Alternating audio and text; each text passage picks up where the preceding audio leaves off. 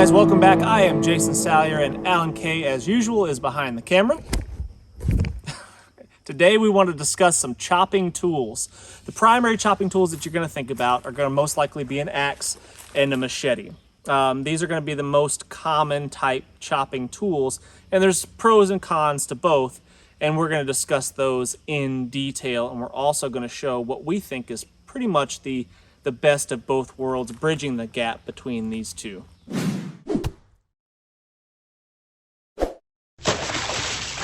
Before we get rolling on this video, guys, we're going to be giving away this amazing kukri.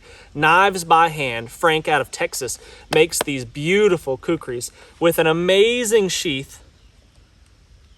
And it's just an incredible blade. So if you want to get a chance to win this puppy, you need to go over to On3. Check out that video, because we're going to be giving it away real soon.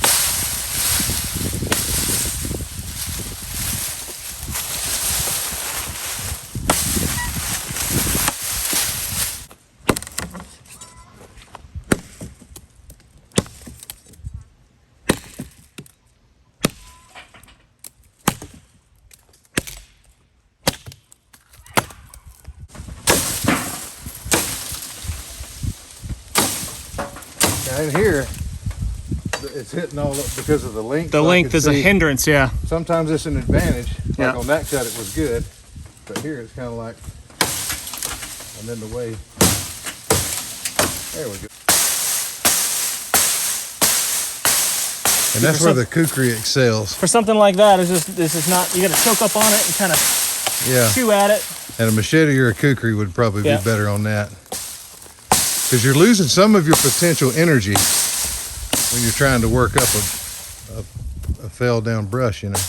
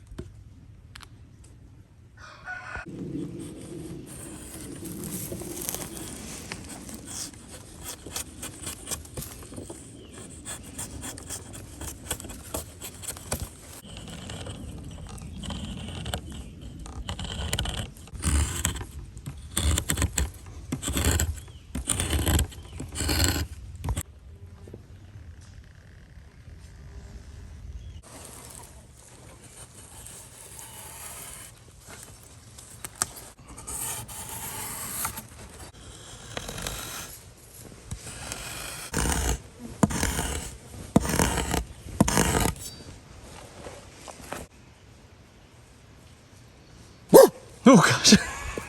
Yeah. That's Got that? Yeah. That is the design for purpose built hack slash through small green stuff. Yeah. All right.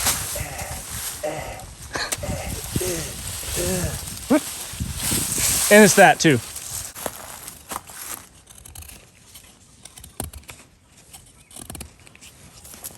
Seven notch is a good test because you do a lot of that with traps, you know. And you can do it with about anything. The best advice I've ever heard was given to me by a trainer, and I don't even recall which one or where it was, but he said, if you will do, it will do. And that stuck in my head. If you will do, it will do. So it doesn't really matter as much as we think about the tool, but your will to do the thing, you know, whatever the thing is. It will do. It'll do. If you will do, it will do. This is where the axe does not shine, is the fine carving tasks. It'll do it, but it's just not as good.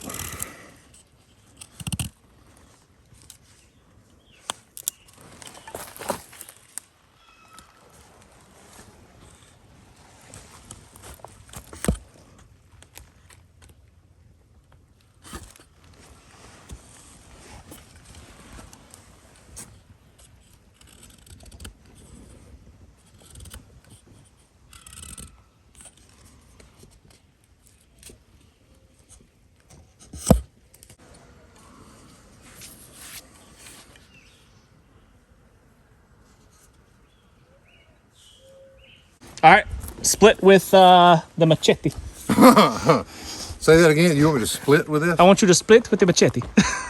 One of these things is not like the other. Very different.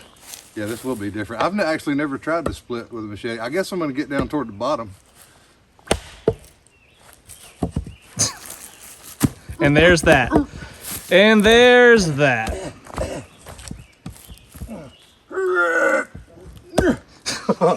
Excalibur will not be withdrawn. So we're gonna need a baton from the stone. to I'm gonna get have to that get a out. baton. A baton. A baton. That's so And now, in fairness, the machete was hitting a thicker piece of wood here, but the blade profile is just so thin. It's gonna be a terrible. If I get it out, I'm gonna go for a hit corner. a small piece, yeah. Yeah, but you'll find out how tough the machete is. It's a tough one. Now we. That machete costs $15, but it's legit. Yeah. All right. All right, machete splitting. Coming over here now. Okay, we got that one. I'll take smaller bites. Got that one. And I'm gonna take this corner. Well, got a little off there. Baton! So there's the big drawback You gotta to take trying to tiny split. bites with that Yeah. one.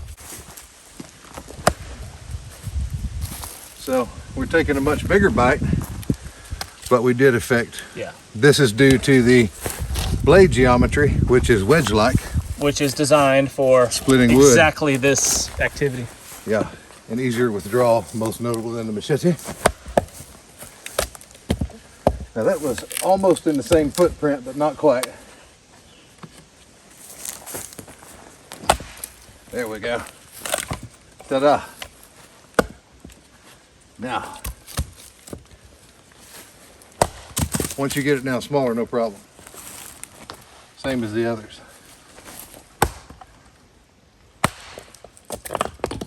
Yeah. Now, obviously, I brought this out here. Obviously, we could use a larger, full-size felling axe like this one here, Let's do it. and it will split much better. Voila, monsieur. But I wanted to do kind of apples to apples, kind of similar sized tools. How's that make you feel? Makes me feel pretty good. And it comes out easier than the machete Much easier than the machete. Yeah. because of the wedge-like blade Yeah. geometry.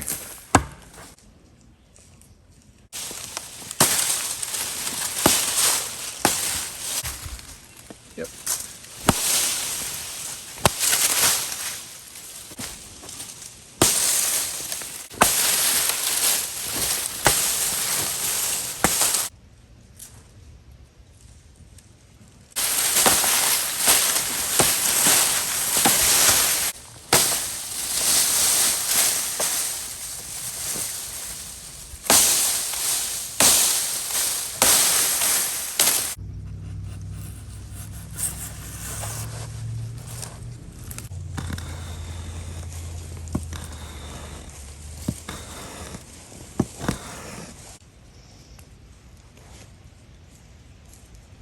Like if we want to do precision work,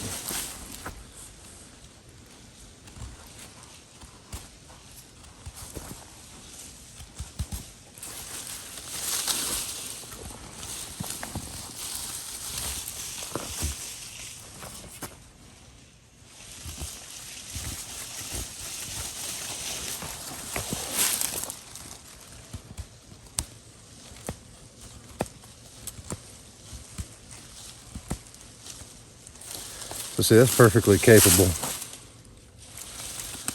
of detailed work.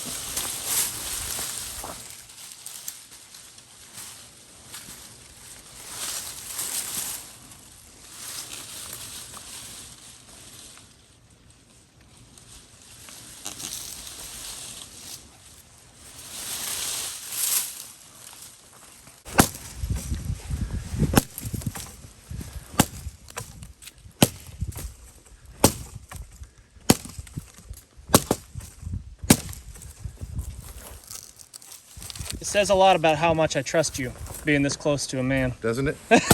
Wielding a very large knife.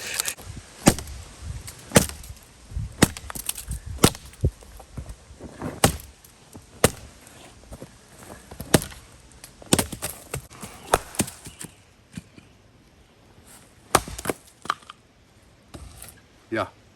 That works. And you can carve a spoon with it. And you could carve a spoon with it. Yeah.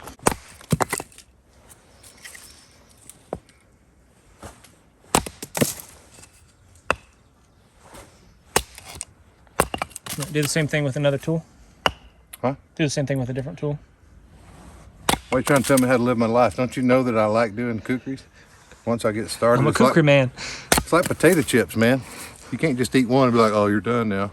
So all the kukri time you get, Really? you're cut off. And look at that. So when people say, oh, it won't do detailed work, that's pretty fine. I have seen some people will do the old planet that works method too. and then come in here and just use the blade in that fashion. And the deeper you go, like at this angle, and pull a little more, you get a deeper bite. Or you can get right on the edge, keep it shallow, and you'll get really fine curls like that. Mm-hmm. And then when I'm cleaning fish, I'll just grasp the blade kind of like so, you know. Or and I'll use skinning that. an animal, same deal, right? I mean, Yeah. Just do that. And, you know, on a larger animal, aiming right about here, you can hold the ribs and go down alongside the backbone with one cut and just separate the ribs and turn them on their side, bust them down to smaller sections.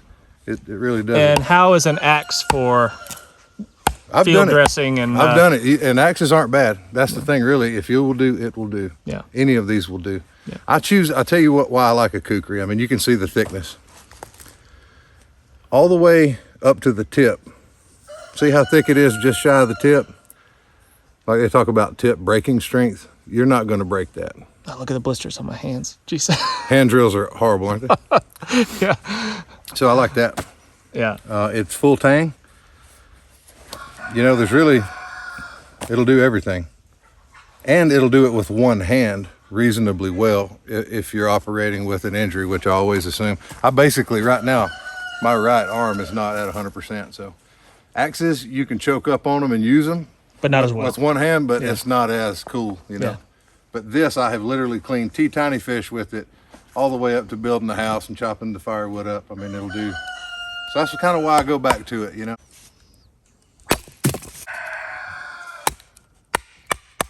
Yeah, and with a thinner blade, you do have to sometimes get into a little bit of tapping and Yeah, I all wrapped that. the paracord around this one so I could choke up on it. Yep. And it's almost where the center of the weight is, the balance point. Mm-hmm. So you choke up there and it's just nice and easy and to manipulate there. But you could do the same deal with that, or out on the tip. It works pretty good. Just if you want to do some quick curls.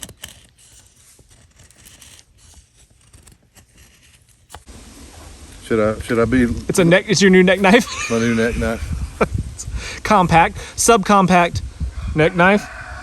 Very concealable. Urban carry. Very concealable. You just put a Nobody will notice that. Put a A parka. shawl over a shawl, top. that's what I need. Yeah. What would the draw stroke look like? Like that, I guess, on the neck sheath. It's perfect. That thing is sharp though. Yeah. Yeah, so I think out of the 3 tools, if I had to grab one to do all of it, to do all the stuff from processing a tree down to firewood, start to finish, limbing it, cutting it down, limbing it, peeling its bark off, whatever, splitting it down to small little kindling sizes, this would be a pretty solid option. Yep. What do you reckon? Yeah, I mean, at the end of the day, any of these will do. Mm-hmm. If They all got the job done. I mean, they all got it done. If you will do, it will do. You think about our ancestors, the insurmountable odds they faced, and they did it with stones. So this, yeah, any sharp metal thing. I mean, if you can own something like that, you're winning the lottery of life. Yeah. You know, compared to what people have gotten by with. Now, in the right setting, like in a jungle, 100%, I would take a machete. Yeah. If I'm going to be the reach of the machete is great. Yeah. Having something that you can reach out there and hack the small, viney, limby. When you get into briars, it's a big advantage because you got some standoff. You don't get your arms lacerated. Yeah. And you get into cutting close to the ground. Yeah, cutting close to the ground, briar, stuff like that. This will get you in there a little closer and get you scraped up. But, this would be terrible for that situation. Yeah, that'd be bad. It just won't work. Yeah. It just won't get the job done nearly as well. Limbing and stuff like that, the axe is not as good. Yeah. Having said that, I've got to go with the Kukri. Mm-hmm. That's just out of all the choppy tools I've used, man. That's it. I tell you what, though, I've had this Kukri for what now, 2-3 weeks, something like that, and I've used it quite a bit. Yeah. I've beat on it quite a bit, and it works really well for a lot of stuff. But I tell you what, the one thing around my house, especially now that it's summertime, the one thing that I grab more than any for just whatever is that machete right there. Yeah. And you talk about another factor to consider is even though this is shorter, it's heavier. Yeah. This will outweigh a machete. Oh yeah, that's much lighter. Yeah, you could probably carry 2 to 2.5 machetes for the weight. It's just less steel. Yeah. So. Yeah, and for cutting small green stuff, the speed on the end of that blade, because it's longer, it's going really fast. It just really it's like fast, a laser beam. Yeah. And it's very precise. Thin. Yeah. It's over a very thin edge, whereas this has got a lot of mass and more of a displacing type of energy, which makes it good for all things. Yeah.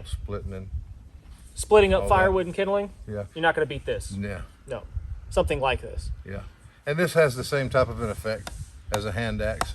I butchered a couple deer start to finish with Kukris over the years, and out of any other tool, that's really an awesome butchering tool. Yeah. For skinning, scraping, breaking the animal down into sections. I mean, all of it that worked really good for.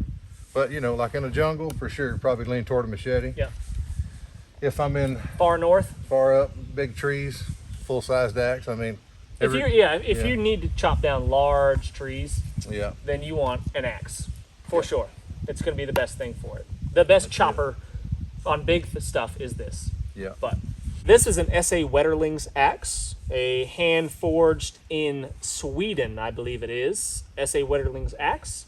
Hickory handle. Really like it. Love this little axe. It's one of my, it is my favorite axe. This is a Galavan machete made in Colombia. Very inexpensive, but it's solid. Man, I've beat the crap out of that thing and never had any damage to it. What about that? This is a Kukri made in Nepal. I think it's 1060 steel, something like that. Yeah. And that Kukri is made in the States, right? This is made in Texas, yeah. Yep, but that's Frank. Yep. Knives by hand. Because that's another distinction we need to talk about. In the survival world, we're not cutting rounds like this. Yeah. We're cutting stuff about the size of your forearm. Yeah, arm size probably the biggest. So if I'm not going to go out and tackle and fell huge trees, I would still probably choose this. The only time I might not choose it would be in a jungle setting where I needed that extension of reach. And then it's more appropriate for what you're doing there. I'll probably go with the machete.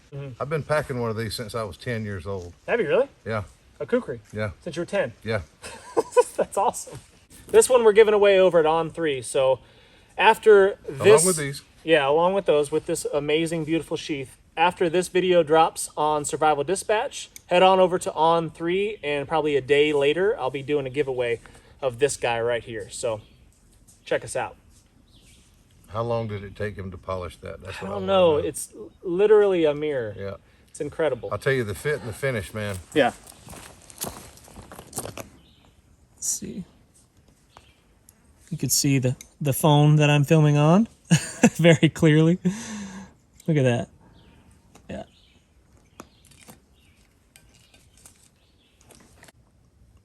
Knives by hand. And he doesn't just make kukris. He makes all kinds of stuff, and he does some reproductions of swords, and he also does antique like Bowie knife reproductions.